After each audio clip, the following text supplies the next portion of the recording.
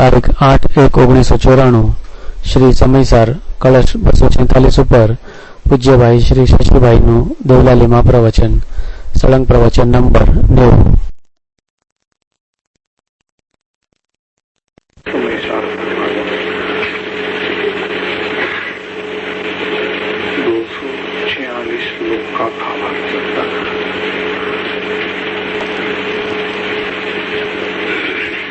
आत्मा को यहाँ ज्ञान मात्र देने का हेतु आत्मा की पहचान कराने का है। मोक्ष को पहले तो पहचान होती है, बाद में अनुभव होता है। तो पहचान कराने के लिए यहाँ आत्मा को ज्ञान मात्र कहा। ज्ञान मात्र कह करके प्रकट जो ज्ञान सामान्य है, जो साकार रूप है, बाबा आया हो जाओ, बाबा आया आया ऊपर आ जाओ, जिसको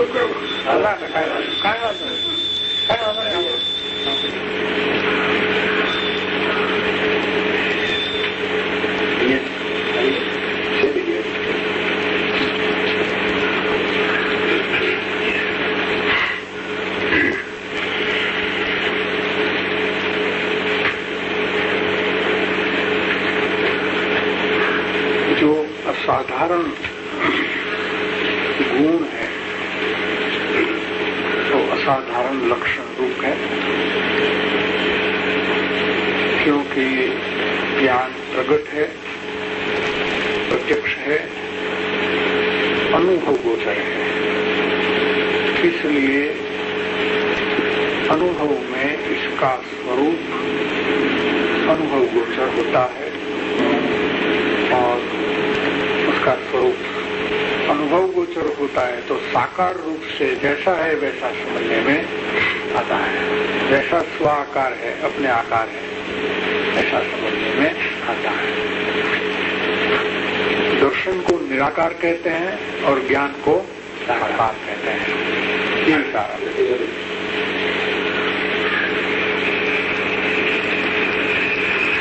अब ज्ञान सामान्य है,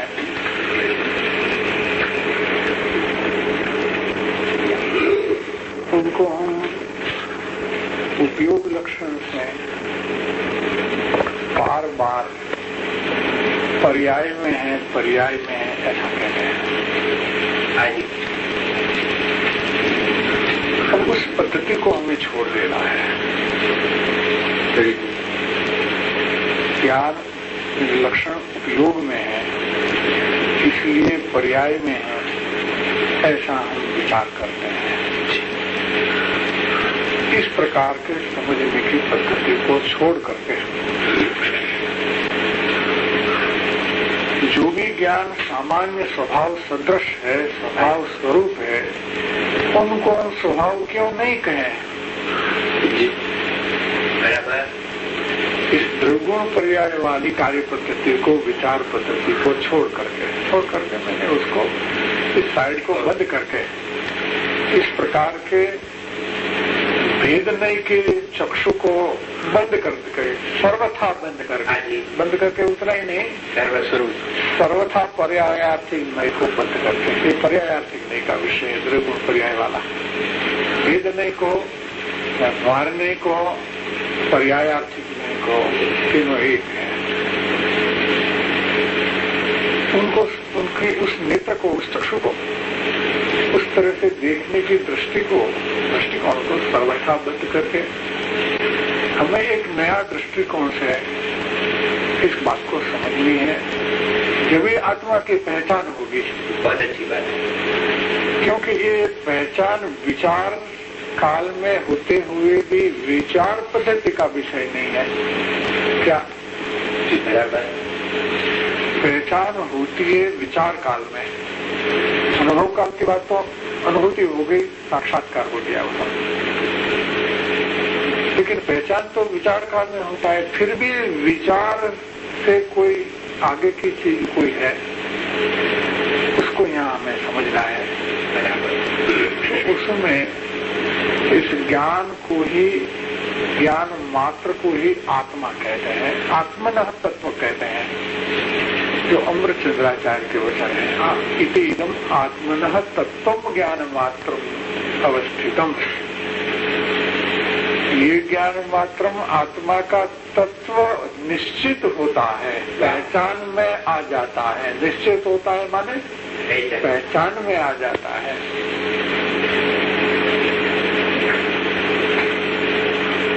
और प्रैक्टिकल बात वो है इसमें कि एक वेदनुभूत ज्ञान सामान्य लक्षण से पूरा अभेद आत्मा पहचाना जाता है, अधूरा नहीं। बराबर। पूरा पहचान में आता है। और यही कहते हैं जयचंद जी कि इसके द्वारा ही, अतः इसके द्वारा ही आत्मा पहचान सकते हैं। इसके द्वारा ही, इसका मतलब यह कि दूसरा कोई विकल्प, दूसरा कोई प्रकार, दूसरा कोई ऑल्टरनेटिव पहचान के प्रकरण में नहीं है। और यही पहचान सम्यक दर्शन का अंगभूत है, कारण भी नहीं कहते। कृपालुदेव तो उसको अंगभूत कहता है, सम्यक दर्शन का अंग है।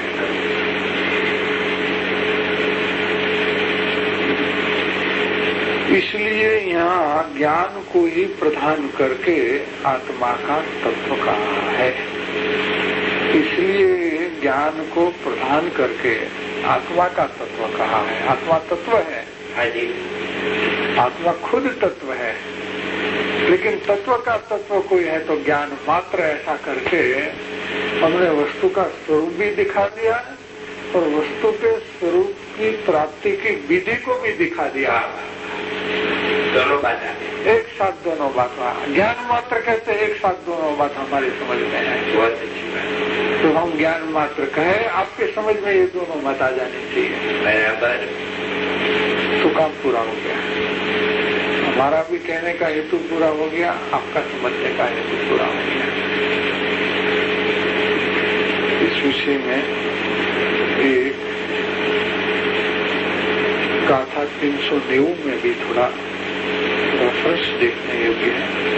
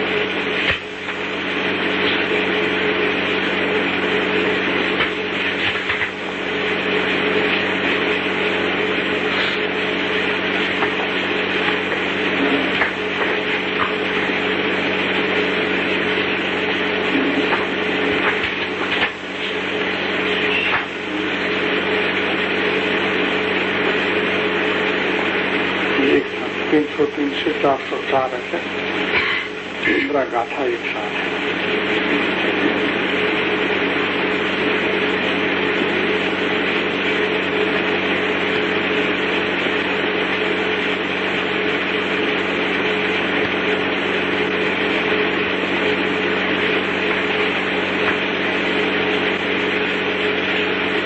यहाँ ज्ञान को ठीक है क्या गाथा एक साथ 390 से लेकर 404 गाथा एक साथ है।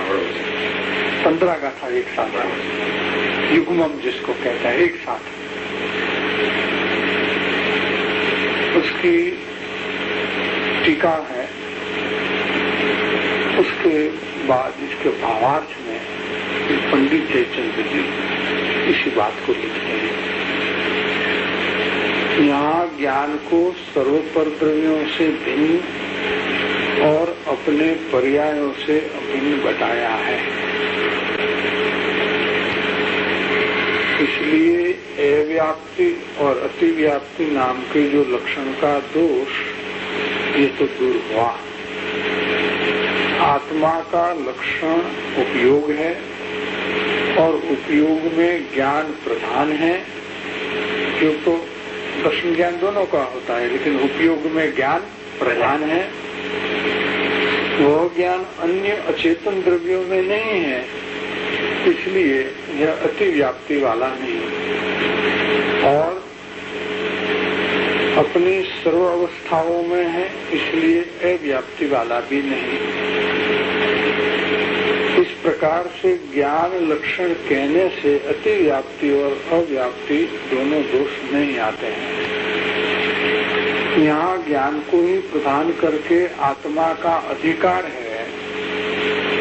इस शास्त्र में ज्ञान को ही प्रदान करके आत्मा का अधिकार है, कारण कि ज्ञान लक्षण से ही आत्मा सर्वपरद्रव्य से भिन्न अनुभव गोचर होता है, पहचाना भी जाता है और अनुभव गोचर भी होता है।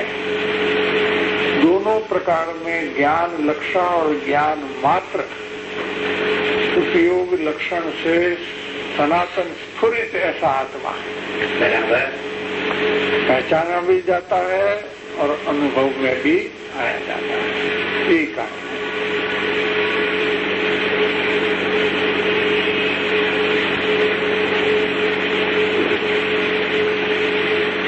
इसलिए ज्ञान को कहने से ही सद्वस्त ज्ञानी आत्मा को पहचान सकता है। यहाँ ज्ञान को आत्मा का लक्षण कहा है, इतना ही नहीं परंतु ज्ञान को ही आत्मा कहा है। ये बात में फर्क है, क्योंकि ये तर्क उठता है। द्रव्य गुण पर्याय से समझने की पद्धति में ये तर्क उठता है। तो ये तर्क उठता है तो ज्ञान को आत्मा कैसे कहा? अध्यात्म के प्रकरण में ज्ञान को भी आत्मा कहने में आता है। न तो गुण भेद लेना है न पर्याय भेद लेना है। ऐसी एक प्रयोग की पद्धति में तो ऐसी ही बात है कोई। यहाँ ज्ञान को आत्मा का लक्षण कहा है, इतना ही नहीं परंतु ज्ञान को ही आत्मा कहा है।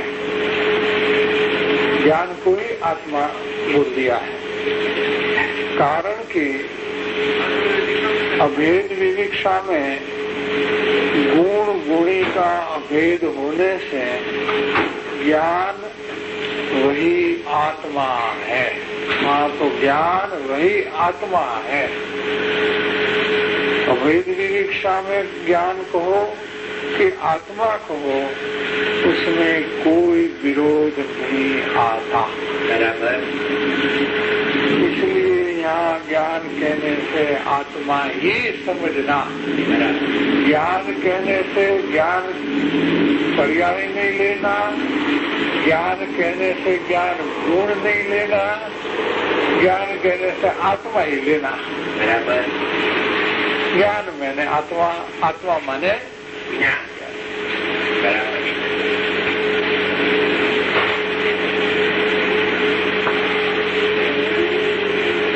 बात उन्होंने जयचंद जी ने 390 से 404 गाथा के भावार्थ में इस बात को आगे भी वो लिख चुके हैं और यहाँ भी यही बात को वो फिर से दोहराई है 246 कलश के भावार्थ में। तो ये बात तो रही अपनी चर्चा के भीतर में पहचान की जो प्रक्रिया है उनको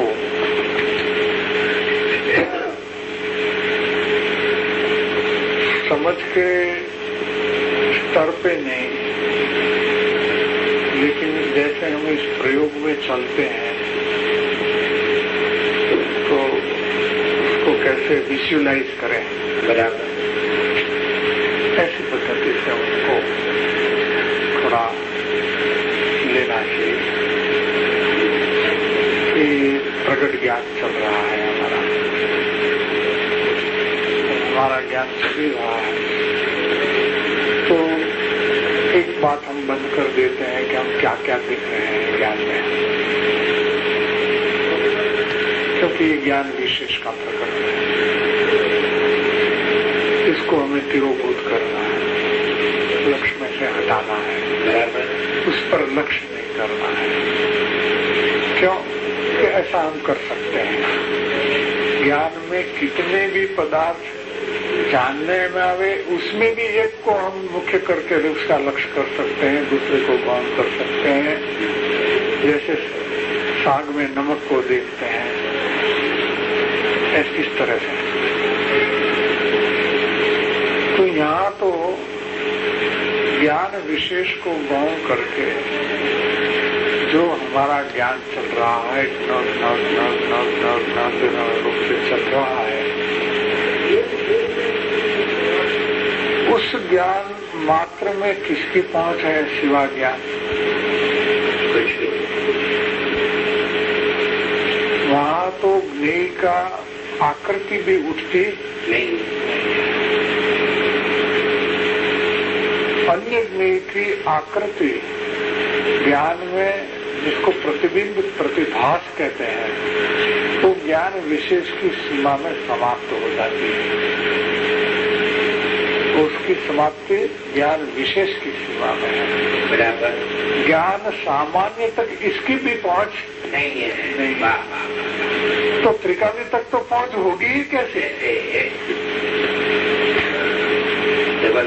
जब ज्ञान सामान्य तक भी अन्य ज्ञेय की आकृति की पहुंच नहीं है, कोई अड़ सकता, स्पर्श कर सके, प्रवेश कर सके, कुछ कर सके, वो तो सवाल पैदा नहीं होता है। सिर्फ प्रतिबिंब आता है, वो भी ज्ञान विशेष में आता है, प्रतिभास आता है वो। लेकिन ज्ञान सामान्य में तो वो भी नहीं है, पर हम इस पर लक्ष्य करते हैं। यही लक्षण है, यही स्वरूप भूत है। और ज्ञान मात्र कह करके इसको आत्मा बोल दिया है कि तुम्हारा आत्मा है, अनुभूति स्वरूप है, क्योंकि वेदन भूत है और ये तुमको अनुभव में आ ही रहा है। कोई तुम्हारा आत्मा है और कोई आत्मा नहीं है, क्योंकि ज्ञानानुभूति इति आत्मानुभूति, जो ज्ञानानुभूति है वही आत्मानुभूति है। वो तो आगे 13 नंबर के कलश में कह चुके हैं। वैसे ही आप द्रव्यगुण पर्याय से समझो तो त्रिकाली का अनुभव थोड़ा होता है, अनुभव तो एक समय के पर्याय का होता है, और अनुभव तो एक समय के पर्याय में समाप्त होता है। द्रव्यगुण में अनुभव तो होता नहीं, ये तो अवलंबन का विषय है, वेदन का विषय थोड़ा है। बराबर। इसलिए ज्ञानानुभूति वही आत्मानुभूति है। ज्ञान में ज्ञान का वेदन चल रहा है, हमारे ज्ञान सामान्य में ज्ञान का वेदन चल रहा है। हम हमारा लक्ष्य को वहाँ ठीक करें, यथास्थान करें। ठीक करें मतलब यथास्थान करें, बराबर। तो हमें प्रगट साकार रूप से ज्ञान अनुभव गोचर होगा और वही आत्मा है, दूसरा कोई आत्मा नहीं है। જ્ઞાન સામાન્યમાં જ્ઞાનનું વેદન થઈ રહ્યું છે એટલે જરા વધારે ચોખ્ખી सुना है कि ज्ञान वेदन जो है वो कहाँ है? सीधा प्रश्न हम भी उठा सकते हैं कि ज्ञान वेदन कहाँ है कि ज्ञान में है? उपयोग में उपयोग नहीं, उपयोग को तारी पर। तो ज्ञान का वेदन कहाँ है कि ज्ञान में है? और जो ज्ञान का वेदन ज्ञान में है तो हमें अनुभव में क्यों नहीं आता है? दूसरा प्रश्न। तो आप आगे प्रश्न कर सकते हैं कि जब ज्ञान का वेदन ज्ञान में है तो हमें अनुभव में क्यों नहीं आ रहा है? कि आपको अनुभव में इसलिए नहीं आ रहा है कि आपका लक्ष्य वहां नहीं है, इसलिए लक्ष्य उधर है ज्ञान विशेष में या उदय में, तो ये वेदन होते हुए भी अनुभव में नहीं आता है। एकदम सही। अगर ये लक्ष्य छोड़ दिया, उधर लक्ष्य कर दिया, तो ये तो वेदन तो चल ही रहा है, कोई नया पैदा नहीं करना है, वो तो चल ही रहा है। એટલે ત્રિકાળીમાં વેદન થઈ ગયું है ત્રિકાળીમાં વેદન થઈ ગયું त्रिकाली में वेदन सिद्ध को भी नहीं होता है, समय दृष्टि को तो क्या होगा? જ્ઞાન સામાન્ય લઈએ તો જ્ઞાન વિશેષ પર્યાય લઈએ, જ્ઞાન સામાન્ય દ્રવ્ય લઈએ એમ ન લઈએ। ये तकलीफ होती है। तो थोड़ा सुबह ये विषय चल गया, तो थोड़ा अधूरा था, इसलिए विषयांतर नहीं करके कंटिन्यू कर रहे हैं। थोड़ा विषय सुबह चला है। तो इसमें ज्ञान से ज्ञान को देखो, ज्ञान में ज्ञान को देखो। ज्ञान विशेष में अपने ज्ञान सामान्य को देखा। ये उपयोग है भाई, ये उपयोग ना बे अंग है। एक ज्ञान विशेष અને એક જ્ઞાન સામાન્ય પર્યાયના બે અંગ છે। અને જે સામાન્ય અંગ છે જ્ઞાનનું જે સામાન્ય અંગ છે એ ત્રિકાળી સ્વભાવ સદૃશ છે, એટલા માટે એને લક્ષણ બનાવ્યું છે। તમે પર્યાયના બે ભેદ પાડ્યા। હા, પર્યાયના બે અંગ જ જોયા। સામાન્ય વિશેષ હા, ત્રિકાળીમાં તો પ્રશ્ન રહેતો જ પ્રશ્ન જ નથી। હવે જે વેદન છે એ આ સામાન્ય અંગમાં છે, થઈ ગઈ પર્યાયના સામાન્ય અંગમાં ચાલુ જ છે બધાને, બરાબર એમ જ છે। બધાને ચાલુ છે એટલે આબાળ ગોપાલ લીધા। घर में आगवान गोपाल लेना कारण है वो तो सबको चालू है। जब सबको चालू है तो हमें वेदन का अनुभव क्यों नहीं? ये सवाल अवश्य हो सकता है। तो वहां भी कहते हैं 17-18 में कि तेरा लक्ष्य होता है। जैसे आपका लक्ष्य बाहर है तो मेरी बात आपको सुनने में चुप जाओगे, सुना ही नहीं देगी। कान में तो कोई ढक्कन नहीं है कि वहाँ वाइब्रेशन नहीं जाए। कान के पर्दे तक तो हमारी आवाज का वाइब्रेशन तो जाएगा, लेकिन आपका लक्ष्य नहीं है तो सुना ही नहीं देगा। तो પછી જ્ઞાન સામાન્યનો અર્થ જ્ઞાન શુદ્ધ પહેલા લેવાય नहीं, वो भी नहीं। એમ પણ નહીં। तो उत्पाद में रूप है। कारण शुद्ध पर्याय है तो त्रिकाળીનું વર્તમાન છે, એટલે એ અવલંબનનો વિષય છે। કેમ કે કારણ છે માટે અવલંબનનો વિષય છે, तो ये तो कार्यभूत है उत्पाद में, इसलिए वो कारण शुद्ध पर्याय में नहीं ले सकते।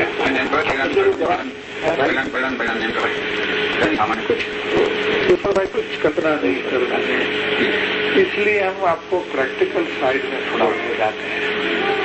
देखिए, विचारिए, मैं नहीं कहता हूँ, मैं कहता हूँ आप देखिए कि आपके परिगमन में ज्ञान चल रहा है। और ज्ञान चल रहा है तो जो उसमें ज्ञान सामान्य है, गौर से देखोगे तो वेदन वहाँ है, और वही आत्मा है, वही अनुभूति स्वरूप भगवान आत्मा है। आप द्रव्य पर्याय का भेद छोड़ दो, सब कुछ भूल जाओ, सब कुछ भूल जाओ। कारण परमात्मा, कार्य, कारण शुद्ध पर्याय, सब अभी नहीं बीच में लाना है। अब तो सीधा आपको एक पहचान करने का प्रयोग ही हस्तगत करना है, प्रयोग में आ जाना है।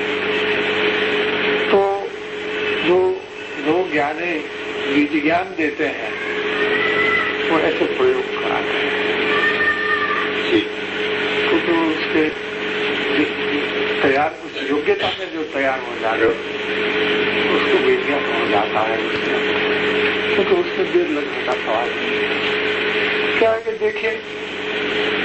देखिए आपके ज्ञान में ज्ञान प्रकट है, अनुभव गोचर है, अनुभव गोचर मैंने वेदन गोचर है, वही वेदन है, वही आत्मा है। आत्मा कहाँ लेने को जाना है आपको? प्रत्यक्ष है, प्रकट मैंने प्रत्यक्ष है, वेदन में आ ही रहा है। अब कौन सी आपत्ति है आपको देखने की? मेरा ये सवाल है। बहुत अच्छी बात, बहुत सारी बात करी। एक ज्ञान पर्याय બે વિભાગ પડ્યા वे अंग बताया सामान्य અને વિશેષ। સામાન્ય આત્મા આ બાળક ઉપર ભૂલને અનુભવાઈ ગયું છે એ પર્યાયના સામાન્ય બરાબર છે। आप तो भाई શું છે કે એક પર્યાય એક સમયની પર્યાયના બે અંશ હોતા નથી, બે અંશ પડતા નથી, એટલે અમે અંશ શબ્દ નથી વાપરતા એ સમજીને કે બે અંગ છે। એક અંગીને બે અંગ છે જ્ઞાન દ્વારા જાણે છે નહીં, આમાં તો ઉપયોગ જ લેવો છે। આની વાત નથી કરતો બે આપણે કહ્યું તમે તો જો કર્મધારા જ્ઞાનધારા તો શું છે કે જ્ઞાન દશામાં એક અશુદ્ધ પરિણમતિ છે અને એક શુદ્ધ પરિણતિ છે, એ કર્મધારા ને જ્ઞાનધારા છે। આ તો મોક્ષ જીવ છે, જ્ઞાન દશા વાળો જીવ નથી, કોઈ પણ જીવ છે। આગળ આભાર ગોપાલ એટલે કોઈ પણ જીવ છે, પણ વાત મુમુક્ષુ ને કહેવાય છે, કેમ કે બીજા તો સમજવાના નથી આ વાતને। કોઈ સમજવા યોગ્ય છે એ સમજે છે, બીજા તો સમજતા નથી, એટલે મુમુક્ષુ ને આચાર્ય દેવે સામે રાખ્યા છે। સમયસારના આચાર્ય કરતા એ લાયક મુમુક્ષુ ने सामने रखा है कि देख भाई तेरे पर्याय तो तेरा उपयोग को देख, तेरे ज्ञान पर्याय को देख। पर हम यही कहते हैं कि तुम बहिरंग को मत देखना। आज तक तूने तेरे एकले अकेला ज्ञान का बहिरंग कोई देखा है? ज्ञान का अंतरंग को तूने नहीं देखा है। दो अंग है तेरे ज्ञान उपयोग को, एक बहिरंग और एक अंतरंग। अब हम तुझे अंतरंग में ले जा रहे हैं, बहिरंग से छुड़वा करके अंतरंग में ले जा रहे हैं। तो अंतरंग में वेदन है, वो प्रकट है, प्रत्यक्ष है, अनुभव गोचर है। तो वहां प्रक्रिया क्या हो रही है? अब देखिए कि अनादि से हमने अंतर्मुख कैसे होना, इस मार्ग को, इस मर्म को, इस रहस्य को नहीं जाना है। इसलिए जितनी बार हम मनुष्य हुए या देव हुए या जितनी बार हम संवत्सर में गए, भले 3 होकर भी गए हो, हमने सब कुछ किया, साक्षात परमेश्वर की भक्ति पूजा सब कुछ किया, सब बहिर्मुख भाव से किया है, अंतर्मुख हुए ही नहीं। और न अंतर्मुख होने कैसे होना हम जानते भी नहीं आज तक। अंतर्मुख कैसा हुआ जाता है? અંતર્મુખ કેવી રીતે થઈ શકાય છે એ પિન પોઈન્ટ વાત અહીંયા આપણે સમજવી છે, કેમ કે એ જ વસ્તુ રહી ગઈ છે। બાકી તો 11 અને 9 પૂર્વ આનંદ બહાર પડી ચુકે, લબ્ધિ છે ભાઈ, એની લબ્ધિ भी मंद कसाई से हुई है। तो कहते हैं कि जो ज्ञान वेदन है उसको अनुभव गोचर करते हैं, तो अनुभव गोचर स्वयं को होता है। तो ज्ञान को ज्ञान का वेदन होता है, उसमें प्रसन्मुखता कैसे रहेगी? फिर एक ही बात होगी, ज्ञान को स्वयं का वेदन होता है, उसमें प्रसन्मुखता कैसे रह सकती है? ये स्वसन्मुखता होगी। यहाँ से स्वसन्मुख दशा चालू हुई, सन्मुखता का प्रयास, सन्मुखता का परिणमन यहाँ से चालू हो गया, यही बीज ज्ञान है। तो इस तरह से एक जो अनादि से जो रहस्यभूत चीज थी कि अंतर्मुखता क्या है, वो यहाँ परिणमन रूप से समझ में आती है। एक बात ये ज्ञान सामान्य सविकल्प है कि निर्विकल्प है? है? तो आपने कभी निर्विकल्प तत्व देखा नहीं था। श्री गुरु प्रगट निर्विकल्प तत्व को दिखाते हैं। अगर तुम ज्ञान सामान्य के अंतरंग को पकड़ते हो तो तुमको निर्विकल्प तत्व मेरा क्या है उसकी कल्पना करनी पड़ेगी। नहीं, क्योंकि निर्विकल्प तत्व की कल्पना स्वयं निर्विकल्पता से विरुद्ध है। इसलिए वो विकल्प में समझी जाती नहीं, कभी नहीं समझी जाएगी। ये परिस्थिति है, तो इसलिए प्रगट दिखा देते हैं। एक पर्याय अंश में व्यतीत होता है, अंग में છે। હું તમને એક જ પ્રશ્ન પૂછું છું, આ તમારા ચિંતનના આધારે છે કે શાસ્ત્રના આધારે છે? એ તો કહ્યું કે આ શાસ્ત્રની ગાથા તો ચાલે છે 246 કૃષ્ણ ચાલે છે। 3 દિવસ ત્યાં ભૂતાય છે, કારણ કે આ પ્રશ્ન તો મારો બહુ બીજો ઘણા વખત તો પ્રશ્ન કોઈ સમાધાન થઈ ગયું। કારણ કે મને એક એમ જ પ્રશ્ન હતો, 17મી 18મી ગાથામાં આ બાળ ગોપાલ સૌને ભગવાન આત્માના દર્શન થઈ ગયા તો શેમાં થઈ ગયા છે? અનુભવ થઈ ગયો છે। શબ્દ નહીં, અનુભવ શબ્દ માત્ર છે। અનુભવ થઈ ગયો છે તો કઈ પર્યાયમાં એમ પ્રશ્ન હતો? ઉપાદરવાળી પર્યાય, ઉપાદરવાળી મતલબ થઈ ગયો છે છતાં આપણું લક્ષ્ય નથી કે એમ કહીને આપણે સમાધાન માનતા હતા, પણ વાત ઊંડી છે, વાત ઊંડી છે, ઊંડી છે, છતાં અંતરંગનો વિષય છે। મારો બી પ્રશ્ન તો રાજકોટમાં 2 મહિના હતા, નાયકની વાત તો ઘણી આવી, પણ મૂળ જ્યાં સુધી આ પોઈન્ટ છે સમજ્યા કદાચ તો ધ્યાનમાં ના આવતો હતો। હવે શાસ્ત્રના આધારમાં ભાઈ આપને હું બતાવું કે 15 ગાથામાં સામાન્યનો જ્ઞાન સામાન્યનો આવિર્ભાવ કરવો અને જ્ઞાન વિશેષનો તિરોભાવ કરવાનો ચાલ્યો છે, બરાબર કે નહીં? એના ઉપરનું આપને પ્રવચન જોવું હોય તો પ્રવચન રત્નાકર ભાગ પહેલો પાનું 262 ડાબી બાજુનો પહેલો પેરેગ્રાફ છે। એક્ઝેક્ટ ગુરુદેવના શબ્દોમાં તમે વાત સાંભળી તે તમને વાંચવા મળશે। પાનું 262 262 ડાબી બાજુનો પહેલો પેરેગ્રાફ છે।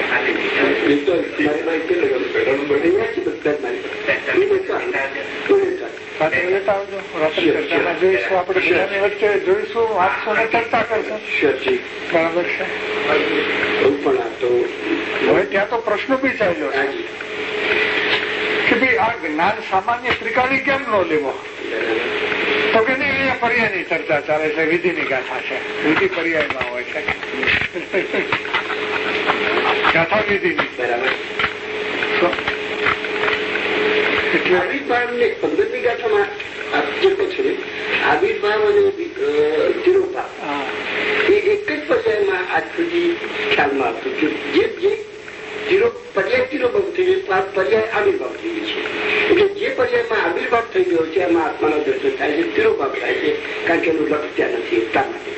એને બદલે તમે જે વાત કરી, બહુ સુંદર વાત કરી, એક જ પર્યાયના ધ્યાન કરી, વિશેષ અને સામાન્ય, સામાન્યમાં તિરોભાવ નથી પણ આવિર્ભાવ થઈ રહ્યો છે, અને વિશેષમાં વર્તમાનમાં તિરોભાવ થઈ રહ્યો છે, આપણું લક્ષ્ય તેથી હવે લક્ષ્ય થતા ચર્ચા કરી છે આચાર્ય મહારાજ કે જે જ્ઞાન વિશેષપણે આવિર્ભૂત થઈ રહ્યું છે તે જ જ્ઞાન સામાન્યનો આવિર્ભાવ, તેનો સામાન્યમાં આવિર્ભાવ કરવાનો, તેનું તે જ્ઞાન લીધું છે, પર્યાયાંતર કરીને પણ નહીં, એવી રીતે ભાષા લીધી, તેનું તે જ્ઞાન।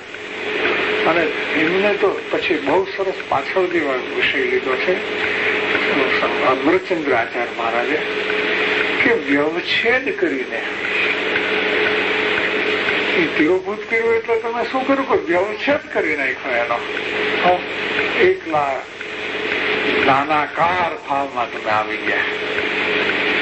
એક નાનાકાર કહો, એને સ્વાકાર કહો, એને સ્વરૂપાકાર કહો, બધું એક જ છે। મારે તો 2-3 પોઈન્ટ લેવા હતા। એક તો જેનાથી આત્મા અનાદિથી અજાણ છે એવું જે એક અંતર્મુખપણું, એક વહેલું વહેલું દિશાંતરપણો, બહારની દિશા પલટીને અંદરની દિશા અહીંથી શરૂ થાય છે.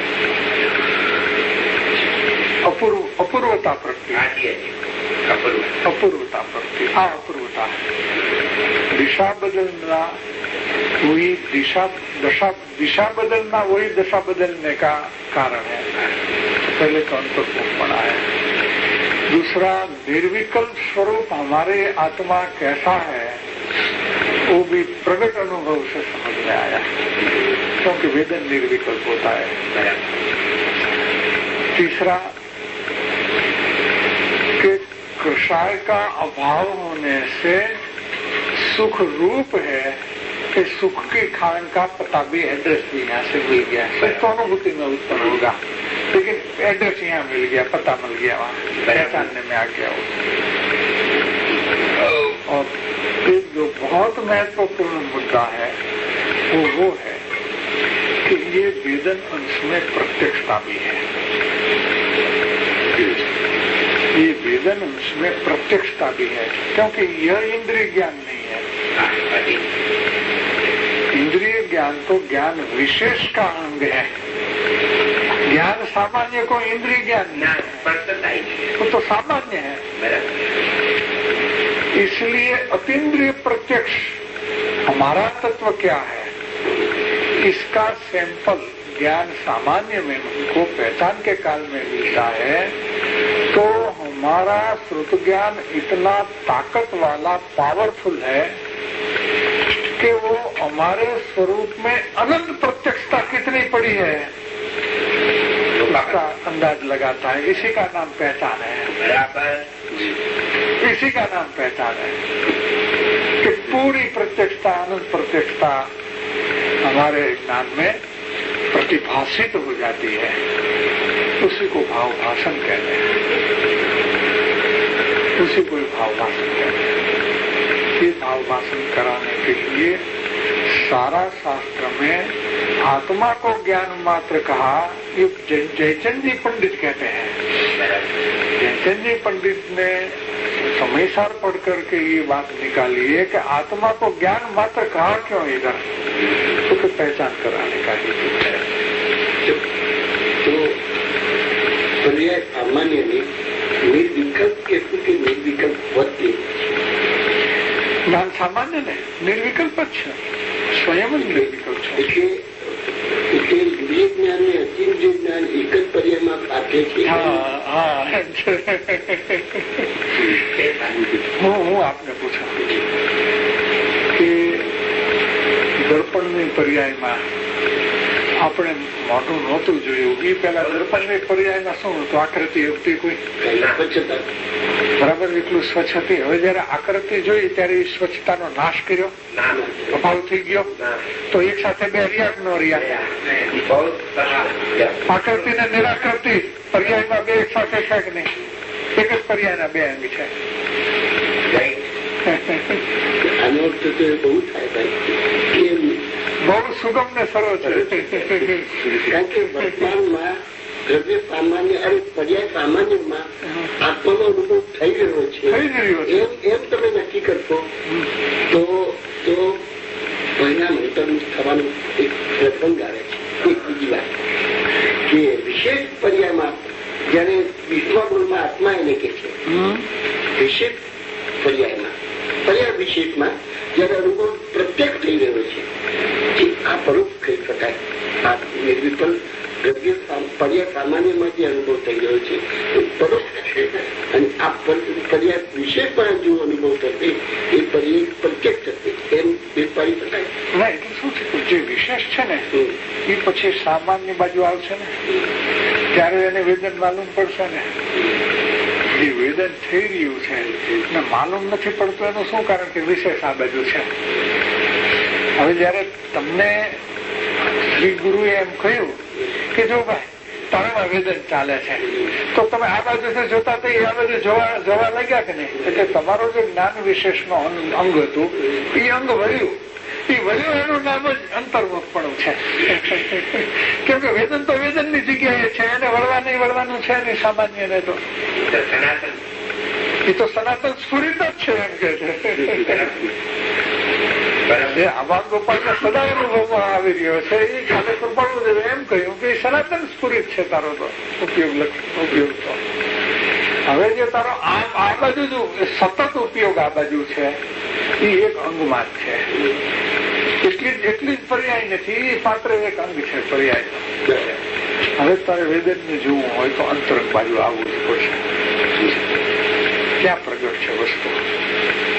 ત્યાં આત્મા જ પ્રગટ છે, વસ્તુ જ પ્રગટ છે. એને હવે અંગે ન કેવું. એને અંગ કહેશો ને તો આપણે પર્યાયાર્થિક નહીં માને, વ્યવહાર નહીં માને, ભેદ નહીં માં ચાલ્યા જઈશું. એટલે હવે એને ન કહેવાય. અત્યાર સુધી સમજવા માટે ભલે કીધું, હવે નહીં કહેવાનું એને. ત્યારે પછી પ્રગટાગમન થશે. પહેલા તો ઓળખાણ થઈ જશે. જેવું ઓળખાણ થશે એટલે તમારું પરિણમન અને ભવન બદલાઈ જશે. કેમ કે તમારા ઉપયોગમાં ક્યારે તમારો સ્વભાવ નહોતો આવ્યો, આ સ્વભાવ આવી ગયો. હવે એ સ્વભાવ ઉપયોગમાં આવે એનું લબ્ધ થયું કે નથી?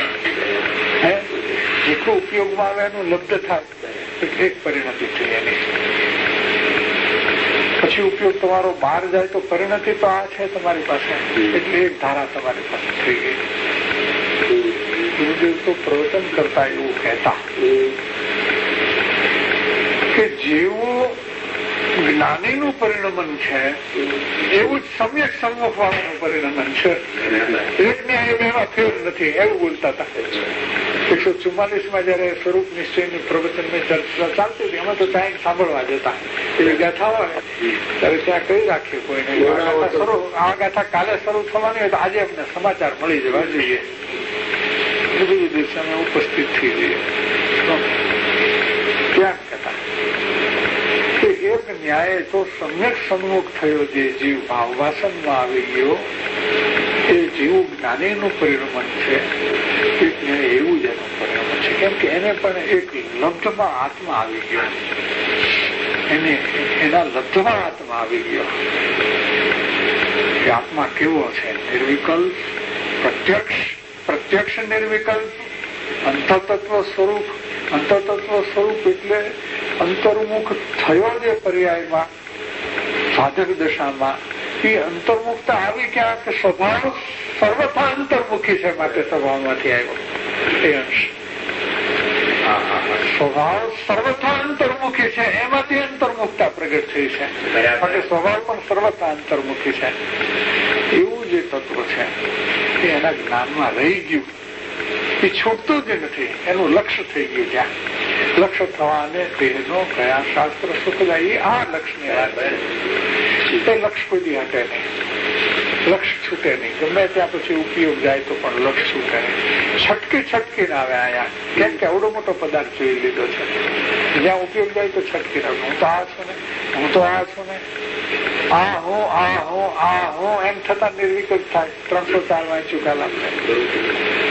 આવો મહાન પદાર્થ એટલે આવો હું કેટલું વજન આવે છે એના ઉપર. જે વસ્તુ એટલી ભારી છે, इतना भारी पदार्थ है कि उतना वजन चला जाता है कि और कई जगह वजन रहता ही नहीं, फिर ऊपर से जाता है, जो पर्याय जाता है ऊपर से बाहर जाता है. इतना वजन हो जाता है वहाँ. तो उतना वजन हो जाएगा तो अनुभव आने में देर लगेगी नहीं. एक गुरुदेव ने और बात कही है, उसका स्मरण आता है, मैं आपको बताऊं. गुरुदेव ने ये कहा था, जब ये पंक्ति चली कि ज्ञान साकार है, प्रगट है, अनुभव गोचर है, तो कहते हैं कि यहाँ ज्ञान में स्वभाव अंश प्रगट व्यापक है. प्रगट और व्यापक है. जैसा उपयोग में स्वभाव अंश व्यापक है, वैसा ही त्रिकाली में व्यापक है. और दोनों एक है, टुकड़ा दो नहीं है.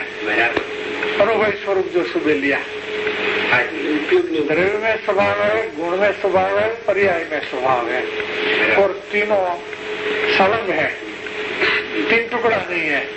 इसलिए न तो स्वभाव द्रव्य रूप है, न तो स्वभाव गुण रूप है, न तो स्वभाव पर्याय रूप है. वो मोती है और अंदर स्वभाव है वो दोरी है अंदर में फर्क। साकार ने बात कर जी साकार जी दो ज्ञान साकार है, प्रकट है और अनुभव गोचर है। व्यापक शब्द नहीं तो गुरुदेव उसका प्रवचन करते हुए ये बात बता रहे थे। ऐसी ऐसी बात तो हमको कभी भी विस्मृत नहीं होती है। मुद्दे की बात होती है तो कभी वो विस्मृति में नहीं जाती है। तो ऐसे बोले थे तो बहुत साल हो गया इनको कि जैसा वो पर्याय में शुभांश व्याप रहा है ऐसा ही द्रवगुण में व्याप रहा है। इसलिए जो स्वयं व्याप रहा है वही आत्मा है, वही आत्मा है। ये स्वभावी आत्मा है। बस दो पर्याय में प्रकट अनुभव गोचर है। मिल गया आत्मा शब्द साकार साकार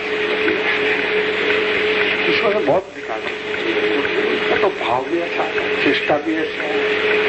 अब आप देख लो आत्मा ही देते हैं ऐसे ही।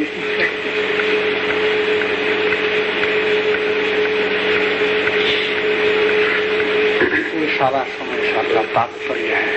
ये जो 415 गाथा पूरी करके आचार्य महाराज ने आखिर का शिखर का शिखामणि पर मणि लगा दिया, शिखर पर भी शिखामणि लगा दिया। इसका प्रकाश है। ये समय साल है। देखो पहचान हो जाएगी, अनुभव हो जाएगा। ये अनुभव का अंग है, सम्यक दर्शन का अंग है, अनन्य कारण है।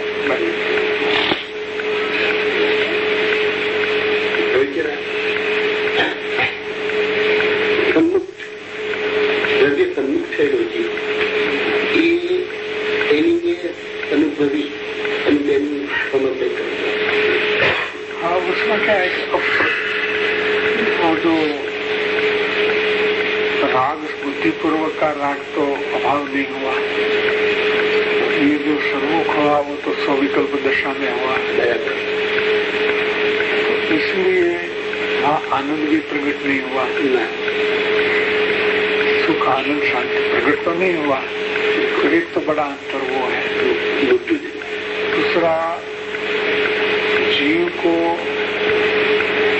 जो बुद्धिपूर्वक का स्थूल राग चल रहा है, विकल्पात्मक दशा, सम्मुखता में भी विकल्पात्मक दशा जो चल रही है, ये उनको स्वानुभूति में ऑब्स्टेकल है, अवरोध है।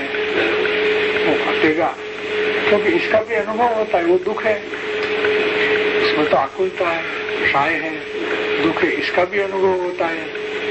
तो ये हटेगा तब तो सुख का अनुभव होगा। और बहुत सूक्ष्मता से देखे तो यहाँ निश्चय नहीं का पक्ष हुआ है। निश्चय नहीं के विषयभूत जो मूल स्वरूप स्वभाव है इसका पक्ष हुआ है। पक्षांतिक्रम जीव निश्चय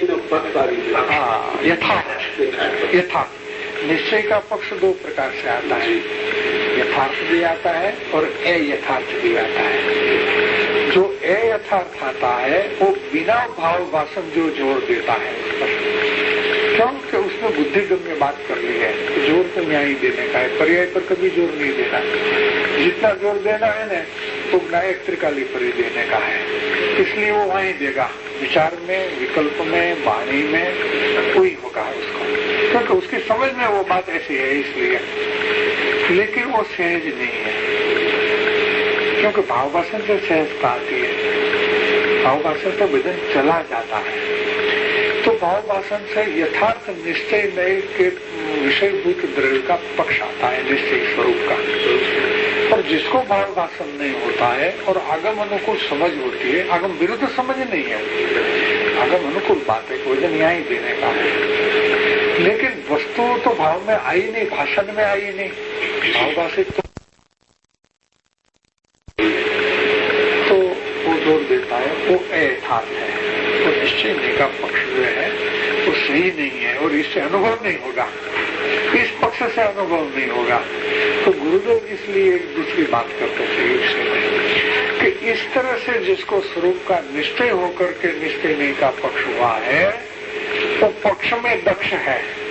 एलिटरेशन कर लेते थे भाषा का भी, कि वो पक्ष में दक्ष है, मैंने चतुर है, विचक्षण है, वो पक्ष में अटकने वाला नहीं होगा, वो पक्षांतिकरण हो जाएगा और ये पक्ष में अटक जाएगा। और यथार्थ है वो पक्ष किया ही करेगा, पक्ष ही किया करेगा सालों तक, 1 साल 2 साल 5 साल 10 साल वही करता रहेगा।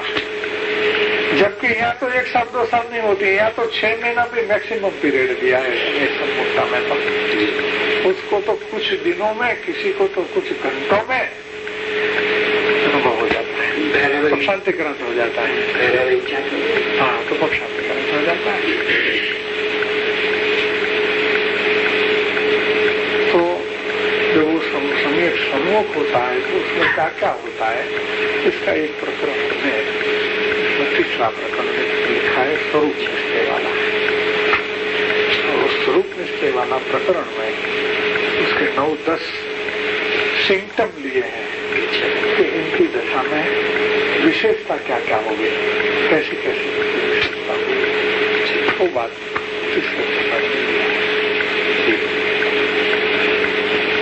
सारा प्रकरण ऐसे ही लिया कि यथार्थ क्यों हो जाता है, यथार्थ कैसा होता है, और यथार्थ होता है तो क्या होता है, अयथार्थ होता है तो क्या होता है, ये सब बातें करता प्रारंभ में कर लिए। फिर जिसको यथार्थ होता है तो इसके लक्षण क्या क्या है, उसका फिर विस्तार किया है। इसलिए वो जो पूरा प्रकरण है इस विषय में प्रकाशित कर दिया है।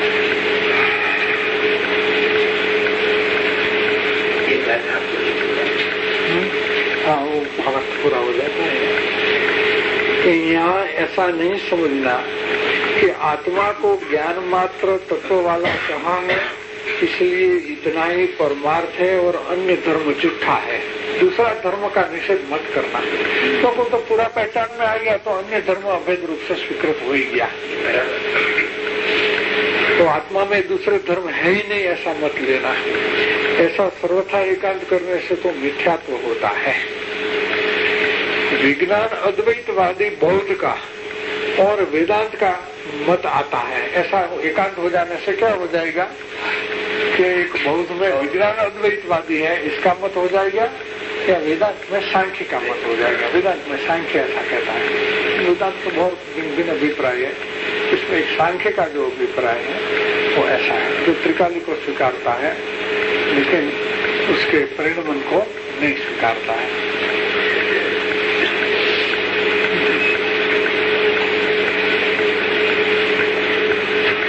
इसलिए ऐसा एकांत बाधा सहित है, ऐसा मत है, वो एकांत है बाधा सहित है।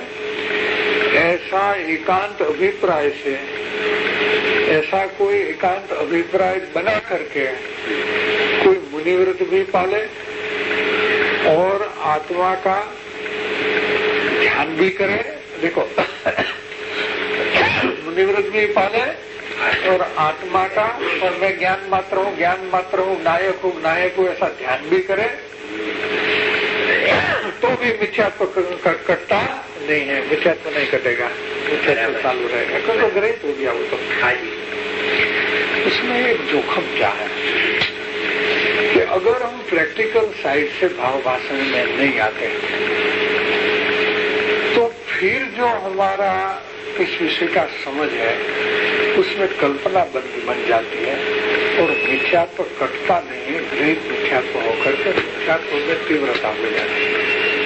ये जोखिम कोई इसमें रिस्पॉन्सिबिलिटी ज्यादा है इस बात पर है कि बात तो चरम सीमा की है, तो यथार्थ रूप से ग्रहण होगी तो निबेड़ा हो जाएगा अनेक संसार से, यह भूल होगी तो ग्रहित में चला जाएगा, क्योंकि परम प्रयोजन तो विषय है, वो स्वरूप का स्वरूप और स्वरूप की विधि दोनों परम प्रयोजन इधर है। इसलिए मुनिव्रत पाले आत्मा का माने ज्ञान मात्र का ध्यान भी करे तो भी मिथ्यात्व नहीं कटता है। मंद कषाय के कारण से स्वर्ग हो सकता है, मंद कषाय मंद कषाय के कारण से स्वर्ग पामो तो पामो, मोक्ष का साधन तो होता ऐसा लगता है, देखेंगे। इसलिए शादवाद से यानी जो भी जिस बात की मर्यादा है उसको यथार्थ समझना, ऐसा यथार्थ नहीं समझे अयथार्थता होगी तो मुश्किल ही है। इसलिए हमारे स्वाध्याय में, नित्य स्वाध्याय में एक बात हम बहुत बार बार दोहराते हैं कि हम लोग समझ करने को बैठे हैं। स्वाध्याय में क्या करने को बैठे हैं? समझ करने को बैठे हैं। अब ध्यान रखना है, यथार्थ समझ उतना ही नुकसान का कारण है, बराबर। और यथार्थ समझ है वही डेवलप होकर के सम्यक ज्ञान का रूप धारण करते हैं, बराबर। सम्यक ज्ञान की पूर्व पर्याय क्या, ऐसा कोई प्रश्न करे तो हम उसका उत्तर ये देंगे कि यथार्थ समझ। यथार्थ समझ है तो एक ऐसी चीज है कि वो प्रयोजक है, पर ये प्रयोजना सारी योजना सम्यक ज्ञान में परिणमित कर देती है। यथार्थ समझ प्रयोजक होकर के सम्यक ज्ञान को उत्पन्न करती है। इसलिए मुमुक्षु की भूमिका में यथार्थता ये बहुत महत्वपूर्ण विषय है कि यथार्थता होनी चाहिए, कहीं भी अयथार्थता नहीं होनी चाहिए। तो फिर हमारे यहाँ को ये भी प्रश्न चलता है कि फिर यथार्थता आवे कैसे और यथार्थता हुए नहीं कैसे, तो हम तो पीछे पड़ जाते हैं। जिसको पकड़ते हैं उसके तो फिर पीछे पड़ जाते हैं। तो फिर वो लेते हैं कि इसका भी एक मास्टर की है, क्योंकि विषय तो बहुत गहरा भी है और विशाल भी है, क्योंकि बहुत से न्याय है, बहुत से नए है, बहुत से धर्म है, बहुत से गुण है, बहुत से प्रसंग पड़ता है, उधर भी अनेक प्रकार का आता है। हर जगह यथार्थता होनी चाहिए। यथार्थता मैंने हर जगह यथार्थता, कहीं भी यथार्थता नहीं हो, इसके लिए क्या करें? तो इसके लिए एक मास्टर की जो है वो वही है कि जो कुछ करना है वो आत्म कल्याण के लिए करना है, बराबर। ये हमारा आशय है। ज्ञानी के वाणी का आशय क्या? आत्म कल्याण। हमारी यथार्थता का केंद्र स्थान क्या? क्योंकि यथार्थता नहीं होगी हर बात में, हर प्रसंग में, कि हम आत्म कल्याण पर हमारे दृष्टिकोण को केंद्रित कर रखेंगे तब। यहाँ हमारे सब प्रकारों में, सब बातों में सेंट्रलाइज करने की हमारी वृत्ति होनी चाहिए कि मेरे को आत्म कल्याण करना है, इस भाव में और कुछ नहीं करना है, बराबर। अनंत काल में इतना महामूल्य मनुष्य भाव आया है तो एक ही काम करना है कि आत्म कल्याण के सिवा कुछ नहीं करना। खाना है तो इसके लिए उपवास करना है, तो भी इसके लिए बोलना है, तो इसके लिए मौन धारण करना है, तो भी इसके लिए आत्म कल्याण के सिवा कुछ नहीं। कृपालु देव कहते हैं वर्ष में आता है कि नहीं आता है? आता है। उन्होंने तो प्रकट कर दिया इस बात में। तो यही बात है, तो ये आत्म कल्याण जो हमारा केंद्र स्थान रहा तो कहीं है यथार्थता नहीं, वरना कुछ भी हम कहीं भी माथा मारेंगे, कहाँ यथार्थता होगी हमें ही पता नहीं लगेगा। बचेंगे कैसे? तो बचने के लिए भी ज्ञानियों ने, महात्माओं ने सब बात तो रख दी है हमारे पास। हमारा ध्यान जाए नहीं जाए अलग बात है, ध्यान नहीं जाता है। इस कारण ये है कि हमने आत्म कल्याण के लिए इस बात को उठाई नहीं। ठीक है।